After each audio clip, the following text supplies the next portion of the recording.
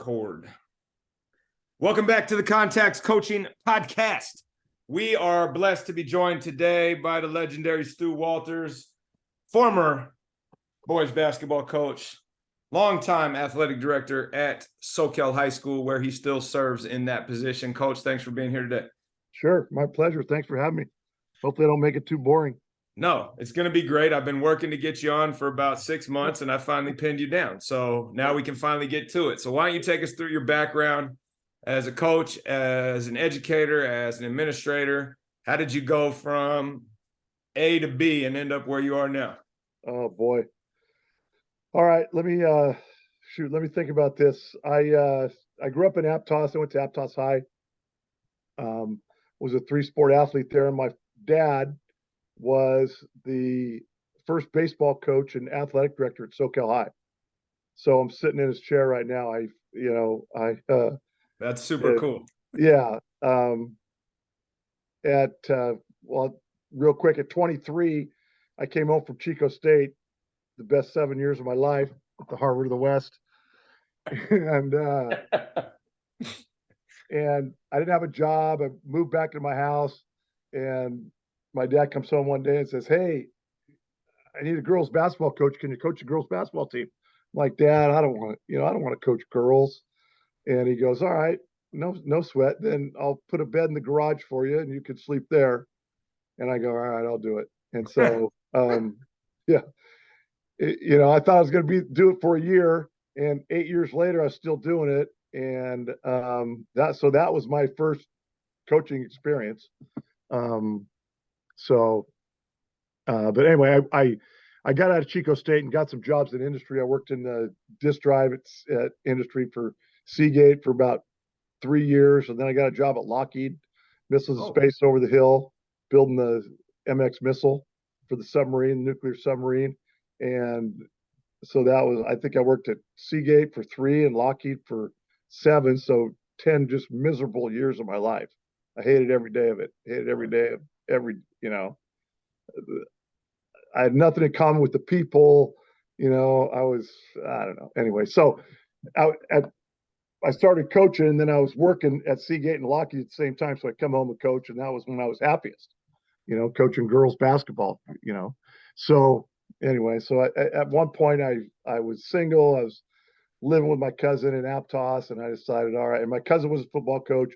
All my best friends were coaches and teachers.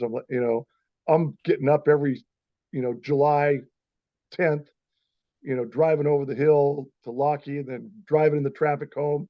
And they're going to Mexico, and they're going to Hawaii, and they're going to the beach every day. And I'm like, forget this. So I went back and got my credential while I was working at Lockheed, and ended up getting my first job was at Los Gatos High, where my cousin taught. And I coached freshman football, I think, or JV football there. And then did you know Jim Marino, the ex Los Gatos basketball coach? Great guy. Yes. I worked with him. I was his assistant for 3 years. On that staff at the time I was there was Todd Meeker, who ended up being the head coach at Willow Glen for a while, and one of my best friends, and coaching Joe Bertisevich, the Pioneer coach now, is he's a legend. I'm obviously no legend. Joey's a legend over there. He's got the gym floor named after him, and he's still coaching and still alive. How about that? Have you ever heard? That's big time. Yeah. He's the legend. But anyway, so 3 years of Las Gas, and I ended up coming back to SoCal. I got a job over here teaching. My first job here was half at Harbor and half at SoCal, going back and forth. While I still was coaching one more year at Las Gas with Jimmy, and then they offered me the head basketball coach here at SoCal, and I did it for like 28 years, I think. When was that? That was like 1975? Not, yeah, I was a junior in high school. No, 94, 95, I believe, was my first varsity team here at SoCal. And then, I think I did it for like 28 years. And then last year was the first year I didn't coach. Our youngest son, Max, is actually playing basketball at Chico State now. And so I wanted to be able to go watch his games and watch him play. So I didn't want to be tied up on the weekends. So I gave up the basketball and you know, here we are. Great. Thank you for sharing that. And I want to tap into one thing really quickly. So first started teaching 94, 95 at Soquel, started coaching the basketball team. When did you transition to be the AD, and what was that process like? So when I got here, I think the athletic director was getting Mark McConnell, our longtime track and cross country coach. He's one of the founders of Wharf to Wharf. Actually, no, he won the first Wharf to Wharf race. So he's a big track guy. My dad was the AD. I think he took over for my dad, and then he did it for 4 or 5 years and got burnt. And then our baseball coach, Mitch Meyer, very successful baseball coach, did it for 1 year, and he said, "Forget this." And then John Wilson, our very successful girls basketball coach, did it for probably 8 to 10 years. All right. And he got burnt, and then Ron Myers, our football coach, took it, and then he got tired of it, and I was the last guy standing here. They looked at me and said, "You're it." I'm like, "Oh gosh." And so back then we had 2 periods of PE. I mean, 2 periods off. Yep. So I was teaching 3 periods of PE, coaching the varsity basketball team. Then my kids I have 4 kids. We have 4 kids, so our kids were growing up, and I was coaching all their teams, and doing the AD. So it was a busy time. How about this one stretch in December? One December, I coached 21 basketball games in 17 days. Between all the different levels. I was coaching my daughter's rec team. I was coaching a junior high team my son was playing on, coaching the varsity. That's on top of all the practices. Yeah. 21 games in 17 days. Go figure that. Wow. So this is year what of being the AD? Oh, you know what, Justin? If I'm guessing, it's like 9 or 10, maybe. Okay, perfect. All right. It's great. That they all just run together, man. I can't remember all that. Yeah, 1,000%. I'm with you on that. So let's take that backstory and because you are kind of in this unique role of being a year out from coaching, theoretically, after doing it for 30 plus years, 39, I think. 39 years. Counting the girls. So you had a year off. I'm going to go out of pocket here and go, what have you learned in the last year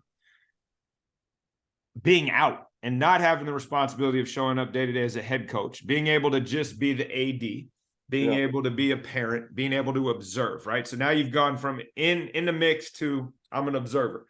What are the things that you can offer our listeners who are both coaches and ADs about these are the things that consistently return positive outcome? And that can be on the scoreboard, on the standings, or just growing young people. And these are the things that consistently are going to get you in a place where you don't want to be. First of all, I think the main thing I learned is it's really cold at soccer games at night. Absolutely, because we could never go to them during hoop season. I never went to a soccer game because I always had the 7 to 9 o'clock practice or a game. So I'd maybe like run out to the soccer game after practice real quick and, hey, how we doing? All right, let's go. But, other than that, and the other thing is, I don't know how I coached. I don't know how I took the time. I had the time to coach when I was the athletic director because I don't have time. I'm still here till 9 o'clock at night or whatever. And, still busy on the weekends with all the other stuff going on. And I'm like, how did I have time to get my guys in the weight room in the fall and, get their shots up in the spring? I never had time in the gym, but I made time. Right. So, because that was obviously important to us. Yep. But I think mainly, you get to go watch other people coach, watch your coaches coach in practice and games more. And, you get to see the players, how they act at practice and how they act at the games. And then, then you see them on campus or you call them into your office, say, hey, man, great job at practice the other night. I love the way that you encourage your teammates. You're the best player on the team, but you treat everybody, equally and make them feel like, they're part of it and kind of coach coaches once in a while. If, I'm obviously not the expert, but we have a lot of experience. We've just been doing it. And I saw my dad do it for years. He's a baseball coach here. And so, just kind of maybe help them. Hey, do you ever think about this? Or, Right. if they ask you, hey, I'm having a problem with this kid, Yep. what do you think I should do? So I think just more observation with everybody involved. And then you can kind of, help them and mentor them. Good. So from that, since now you're out there watching more, and your dad was the AD, you're back at that school, right? You're an alum. You got the whole package here. What would you check that? Oh yeah, Aptos. My bad. I'm a Mariner. I'm a Mariner. All right, so my fault. I forgot. But because you get to watch all the time now, and you coach for so long, what would you say is the best thing that you do in your program across the board, right, at Soquel, that creates the culture you're striving for as an athletic director? So you can tackle this a couple different ways. Like, as the basketball coach, you retired, and if you were to ever coach again, these are the 3 non-negotiables that we're always doing because the impact it has. Or, hey, I'm watching my soccer team who has success, or hell, actually your girls' water polo team who's won the Open Division 2 years in a row. Yeah. These are the things that are transferable regardless of discipline to running a successful program. Yeah. I mean, I just think you have to be consistent, every day.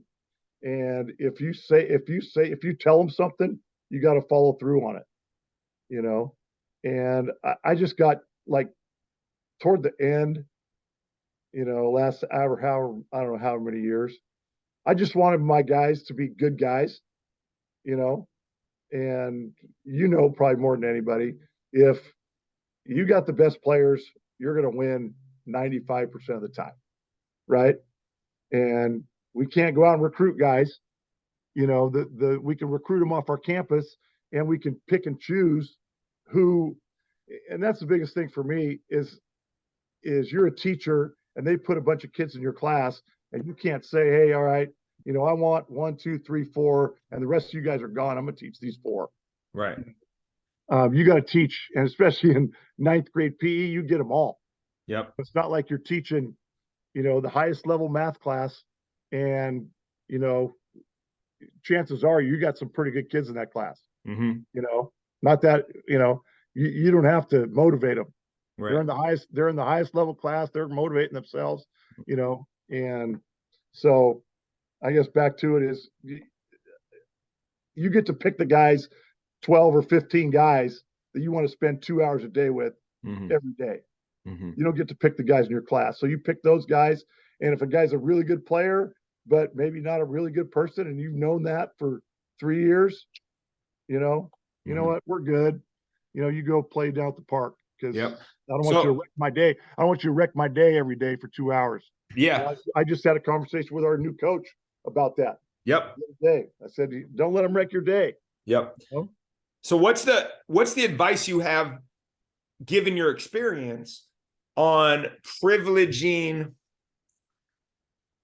crafting a team versus selecting the best players, right? We often talk about here, it's like, okay, here's my 12, and then we're looking for number 13, 14, 15. Those guys aren't necessarily the 13, 14, 15 best player. No. They might be the worst player in the gym, but they add value in a million other ways. So how do you talk through roster construction is what I was looking for. Yeah. And give that advice to others. Yeah. After 39 years of coaching. Yeah. I've said that a lot of times. 13, 14, and 15 are my favorite guys. 10 years down the road, they're saying, hey, coach, come to my wedding. Or just the other day, a guy sent me a picture of his new baby, coming home from LA the other day. I get the text message. So, they may not have played a lick, but those guys, if they're willing to hang on usually and be that guy and be the good teammate that you preach to them, then, a lot of times they're your favorite guy. And a lot of times you got to put up with the guy that's not your favorite guy. Yeah. We've all done that. Yep. And sometimes regretted it. Yep. What are you looking for in 13, 14, 15 that makes you want to go there versus early in our careers where it's like, oh, these are the best guys? Yeah. Yeah. Just, guys that you want to hang around with for 2 hours a day. Yep. I mean, to put it simply, Mm-hmm. to make it easy, yes, you kind of know them as a tryout. Maybe you've had them in class. You see them on campus, and I don't know. Coach is about the relationships, Yep. right? And I read all the time. Hey, how's your team going to be this year? How'd your team do? Ask me. And they'll. Do you know a guy named Dave Pauly? Have you ever Mm-hmm. heard of Dave Pauly? Mm-hmm. Classic coach. He's a friend of Bob's, Mm-hmm. friend of Dunlap's. That's how I kind of met him through. He's funny. Ask me in 20 years. Mm-hmm. How my team was. Yep. What kind of father they are. What kind of person they are. What kind of family they had. What kind of success and Yeah. whatever life they chose. Right. Right. So So the it's wins and losses are great, but in the long run, it's those guys that come back 10 years later, yep. or the guys you see at the whatever county fair, the guys that come back to the football game Friday night, Yep. hey coach, or they're Yep. asking you to get in for free, Yeah. whatever, you're sneaking them in the back door. or the other guys that are trying to get in the back of the pool gate, and you're like, nah, go around to Yeah, the front. exactly. Give me your $8. Pay your $8. All right. So let's take that, right? Which is you're cultivating and growing human beings. And that's the goal here. And the wins and losses are great, but it's not a true measure of your impact as a coach. What have you learned in your career, but more specifically in this last 12 months when you have been relieved of your own head coaching job? Yeah. What have you learned watching other coaches where you've been and specifically other disciplines? Like you're out at softball and you're like, whoa, if I coach basketball again, that's something that I'm bringing with me. Yeah. Even though you never thought before, like, well, I could get something from the tennis coach. Yeah. Oh boy. That's a hard one to just come off the top of your head, without thinking. I'm trying to think, and I was as I was preparing for. I wonder what he's going to ask me. I'm thinking, what's Climo going to ask me? Well, here's an example, coach. So I wander around the same as you, right? Yeah. And you have these different disciplines, right? Football, where they do a ton of broken up 9-11 on 11 stuff, and then they got to put it together, right? They have offensive coordinator, defensive coordinator, position coaches, whatever, Yeah. right? Water polo is basically basketball. It's just in a different medium. So I sit here and watch it all the time, right? Field hockey, similar. What can you steal? But I also think about like, okay, what am I sitting here watching our tennis coach do, not even from a drill standpoint, but maybe from a relational standpoint. Yeah. Okay. But I've taken stuff directly out of the pool and gone into practice. And it's like, yo, I just watched the water polo team do this. Like, we're going to modify it for who? Right. Yeah. Yeah. I mean, I don't think so much of that, taking water polo into basketball, and because I'm getting my basketball stuff from basketball guys, probably, you know what I mean? It's like you said, more of the relationship, and I see our football coach, Dwight, ex NFL player, and those guys follow him around, Mm-hmm. like, they'll go anywhere for him, Right. and go anywhere with him. Right. And just how he kind of treats him. He's a different guy. He's got his, it's I played football all the way through Chico. Yeah. I was a third string quarterback Right. for 7 years at Chico State. But just the stuff that he kind of does, and he runs it more like an NFL team. Mm-hmm. They're not beating each other up. He's like fresh legs. Right. They're out in shorts all the time. Yep. And it's a more mental game, Mm-hmm. for him. So that's perfect, because I think you and I, you're a little older, but we grew up in the era where it's like you're practicing 2.5, 3 hours a day, no matter what, versus the modern load management piece. Like, how have you seen that evolve? And what advice do you have for people watching the progress your football team has made since Dwight got there? The things that he's doing that are transferable and what you've watched. Like right now, I don't try to practice more than 90 minutes and we're in and out. Like, but that at El Camino was like, we're going 3 hours a day all year. Yeah. Yeah. No, it's the truth. And, you can watch film in there too. You don't always have to have them on the court, running them, and he does a really good job with that. And, I don't know. It's like the load management in the NBA, same thing. Right. You know, those guys are doing it now and not wearing them out. Right. But during the pandemic, you know, we played when we were talking about the other day, when you go over here at the pool, we all played in the same season, Mm-hmm. you know, and we had a basketball team with basically 4.5 guys on it, Right. you know, that could play. And so I think I told you, we never one time ran full court Right. during the pandemic. We shot free throws, ran through our half court stuff, and you know, we didn't want to get hurt. We didn't want to, you know, wear them out because we were playing games like Monday, Wednesday, Friday, I think. Yeah. So that's kind of the idea, you know, yeah. not wearing them out. And too, it depends on what kind of team you have. Right. If you got 10 guys that can play, you know, you're probably going harder than if you got 5 guys that can play. Yeah, no You know? doubt. All right, let me pivot here. And I asked this more in your role as a mentor and as a leader of other coaches, but also as a colleague at the AD level. And take some time to think about this. But the idea of, let's use the word politics, that factor into league meetings at the AD level, end of season sport meetings at the coach level, Like to where people need to understand the value of relationships amongst their peers in order to achieve a common goal versus the venom that used to exist and probably still does, right? Looking across the sideline or down the bench at the other team. And what are your thoughts on that and advice you would give coaches and administrators about how they've got to navigate the world to best help their kids versus whatever's going on with their ego? Yeah. I think it's so hard right now for us as athletic directors, and you know, the hardest thing for me as an AD is to find coaches right now. I don't know if you're in the same boat.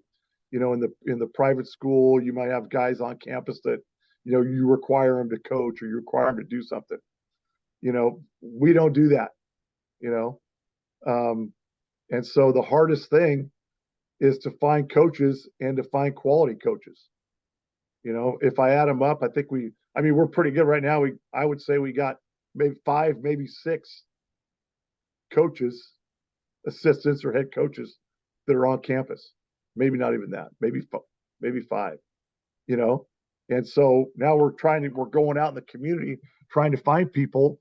And you know, I'm begging my friends, that guys that I know that have coached before, and you know, trying to get them to coach a team. But I mean, it's not the greatest job in the world. You know, the pay, the parents, the time commitment, you know, it costs them money to coach. You know, tennis coaches are buying tennis balls or, you know, whatever. For sure. You know, all the money they spend on gas going to games. And it's, you know, it's not an easy thing right now. And like we talked before about our water polo coach, you know, he's a fireman. It's costing him money. Yep. To come here. If, you know, $50,000 to $70,000 a year, probably.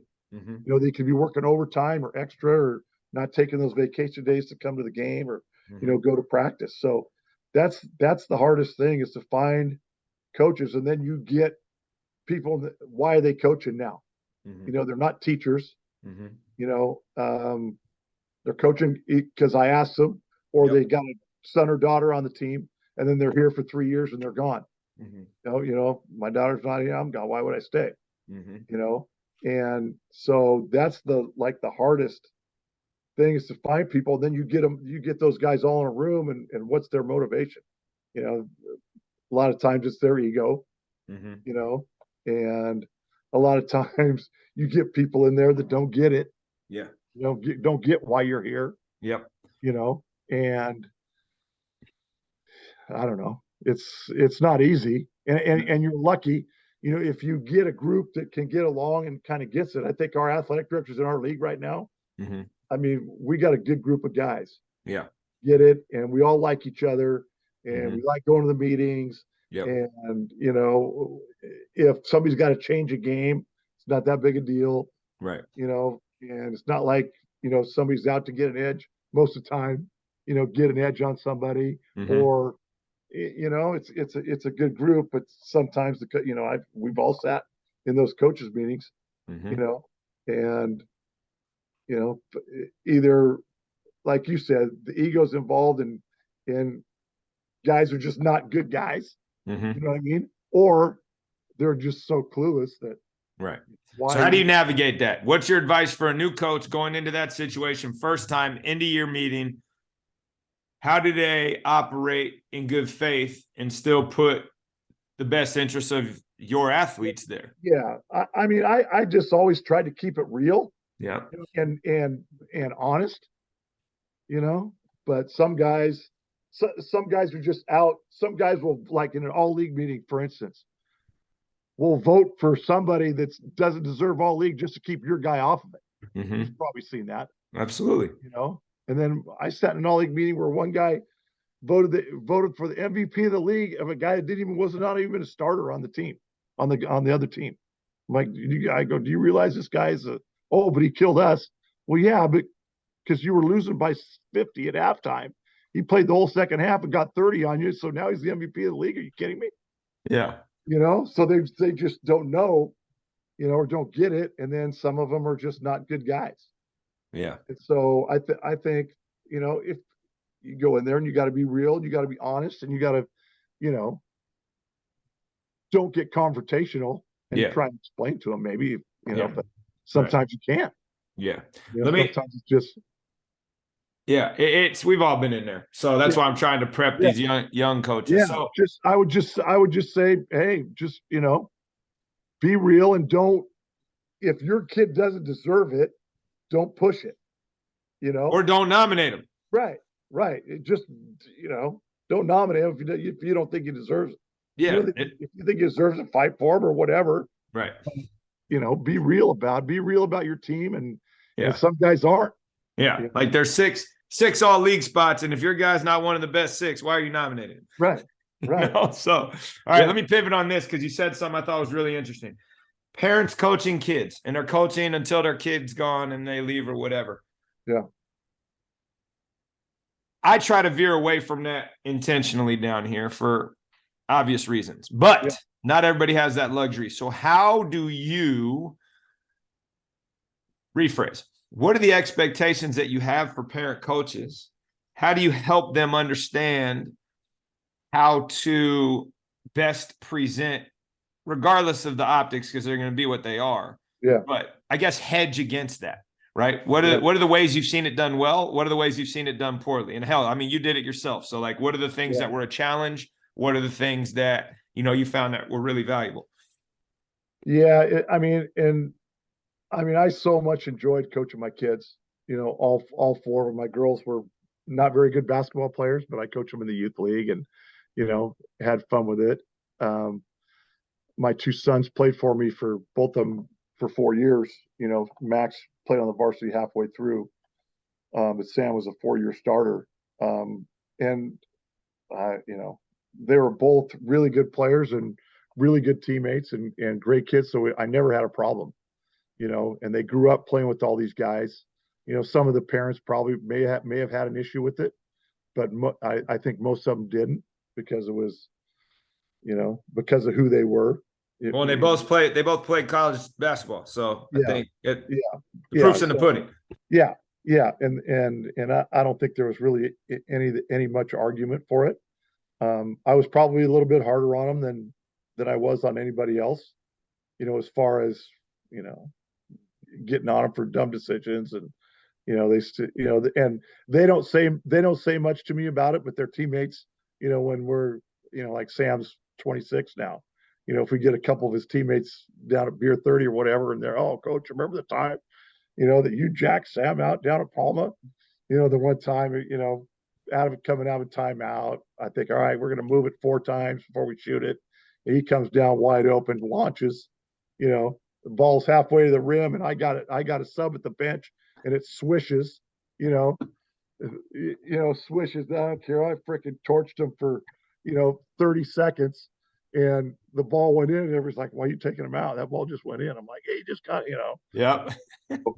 What about as you're observing other people do it, right? That's your experience. Yeah.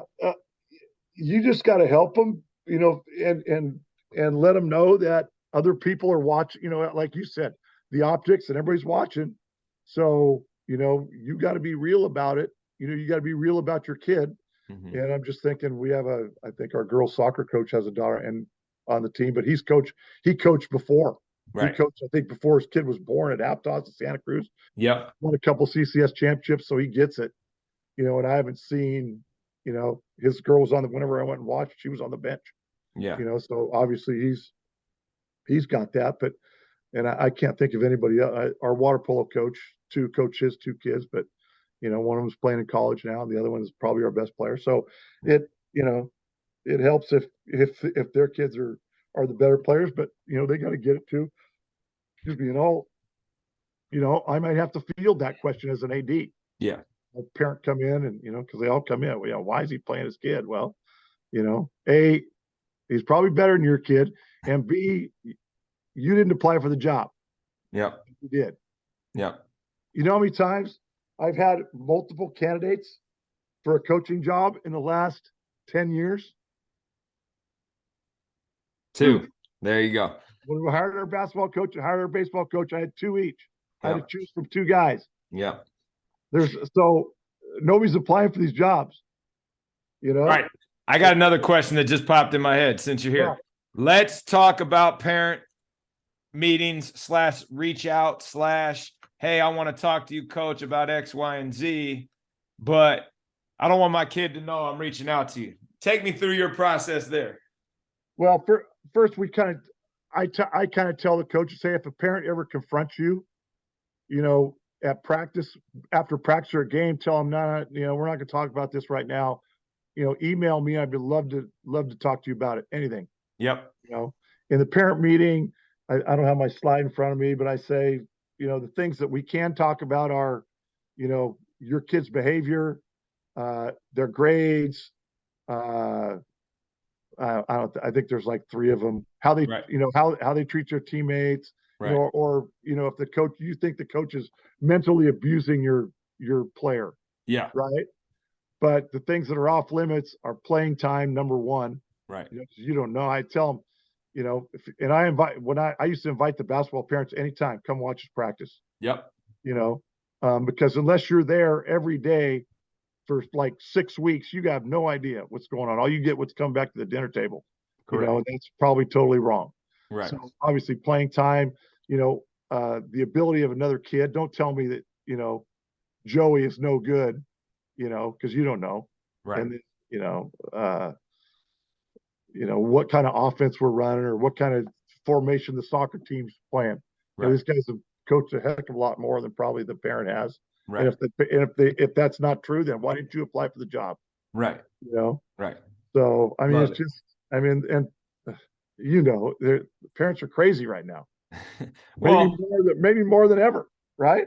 Yeah, the thing I always try to remind myself of, and I think it's accurate, is most of these things are well intended. Yeah. They do not inhabit the world we do, so they don't have the understanding of the landscape of how you should have these conversations. And also, they're doing what they're supposed to do, which is be their kid's biggest advocate. Now, sometimes they need to be educated about how to do that well and how to not get in the way. Right. But I just try to keep that in mind when you're dealing with these things, as much as, behind the scenes, I'm shaking my head going like, you got to be kidding me. But let's try to get to a place where we understand, to your point, we will not discuss X, happy to discuss Y. Right. And we're all here to support your kid. Period. Right. And I think that's the takeaway. But you might agree, 99% of the time they walk in your office, they say it's this, but it's really playing time. Yeah. And so how do you call them out on that and tell them, look, if you want to talk about playing time, cool, we're not doing it. Right. But here's my party line. If you want to create this other situation, all you're doing is clouding the waters. Right.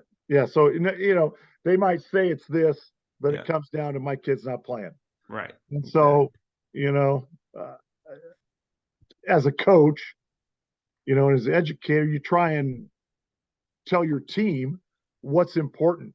Yep. Not the guy scoring, not the guy scoring 22 points a game. Right. It's the guy that, was a great teammate, or, patted the guy on the back when he did something good, or, Right. like I used to try and tell my guys, nobody's going to care at the 10-year reunion that you scored 30 against Stevenson. They're going to care how you made them feel, after you made that turnover to cost us a game. You know what I mean? Yep. And that's what's important, how you make people feel, and I don't know. It's, yeah. All right, let me ask this and we'll wrap up. It's a weird question, so process it here, but what is a thing that you have most recently changed your mind on? It doesn't have to be sports related, just as a overarching growth mindset. We're all trying to get better every day. What's the most recent thing that you've changed your mind on? I used to be over here and now I'm over here, and here's why. Oh boy.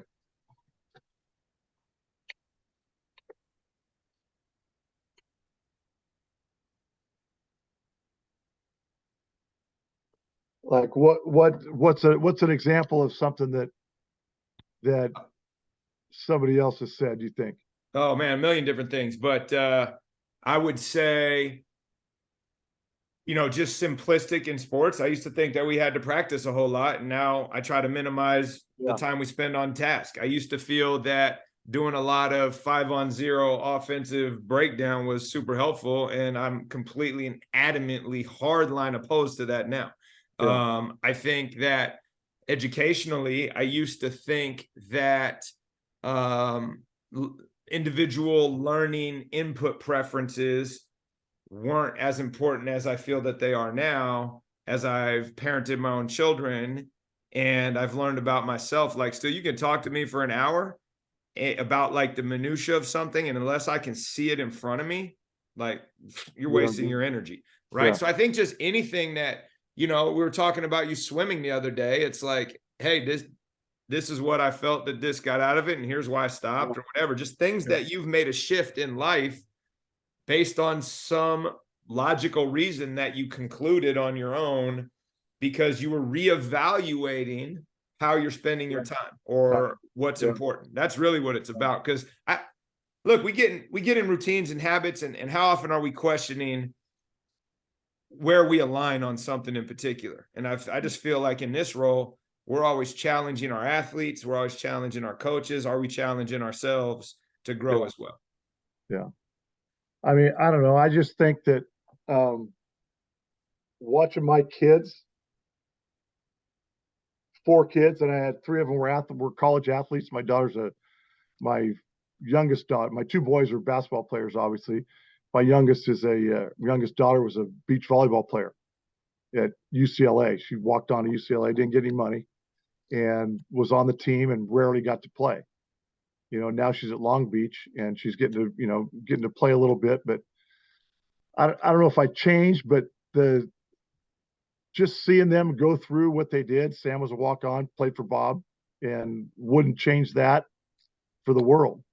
I don't think he would have wanted to go somewhere else and played when, he's got his best friends out of there. He got, Bob mentoring him for 4 years, whatever it was. Mm-hmm. So just the fact that they went there and were part of that, you got to go play. If you don't, you're going to transfer. Mm-hmm. And seeing them have the experience that they did, to me, just them being a part of that was great, was good enough. If they were happy, I mean, does that make sense? No, it makes perfect sense. As opposed to having, oh, you got to go and you got to play. Yeah. Just you being part of something. Yep. And I guess it would trickle down to the high school if parents got it. Yep.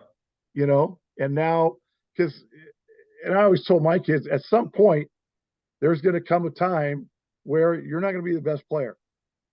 And there's only one of those, Jordan or Kobe, right? They were always the best, Yep. And it might be little league. It might be, for me, it was junior college or whatever. Right. I played quarterback in junior college, then I was always a third stringer. But I got a lot out of just being on the team. Yeah. You know, I got friends and I got, you know, the commitment and all that you get. And you know, and just seeing my kids go through it and being happy about it. And maybe they were because, you know, where they came from and they always heard me preaching it, Yeah. you know, when they were little.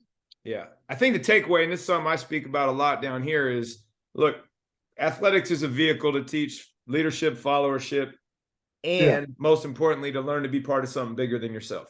Yeah. And it sounds like that's where you pivoted, especially as a parent, where it's like just being part of it is worthwhile.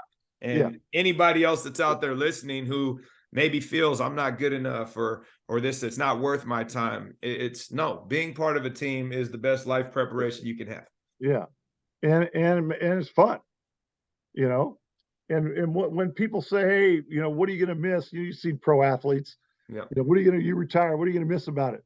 They don't say, oh, you know, the 40 points a night that I was scoring. Yeah. They say the locker room. Yeah. You the know? bus. That's what the kids say, the bus ride. Yeah. I talked to Max this weekend. He didn't play on Friday. He played 6 minutes on Saturday. And all he could talk about, oh man, I got on that plane. Traveling's the best, Dad. Yeah. You should see the bus we're in. We got to go to Chipotle, you know? And so, you know, I know he'd like to be playing more, but you know, that's all he could talk about. That's awesome. We got on a plane. Yeah. He's, the hotel. You should see that we got to stay in a hotel. Yeah. That's awesome. That's awesome. Yeah. All right, Coach. Well, I'm gonna let you get back to your day. I appreciate you coming on. All right. Thanks for taking the time and humoring me with this.